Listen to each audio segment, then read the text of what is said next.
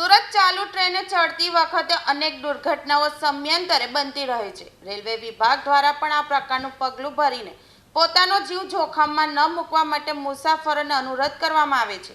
તેમ છતાં મુસાફરો ચાલુ ટ્રેને ચડવાનો પ્રયાસ કરીને પોતાનો જીવ જોખમમાં મૂકી રહ્યા છે। આવો જ એક કિસ્સો સુરત રેલવે સ્ટેશન પર બન્યો હતો। જોકે ફરજ પર હાજર એએસઆઈ અને મુસાફરોએ વૃદ્ધ દંપતીનો તાત્કાલિક દોડી જઈ ખસેડીને જીવ બચાવી લીધો હતો। આ સમગ્ર ફૂટ માર્ક પર લગાવેલા સીસીટીવીમાં કેદ થઈ હતી।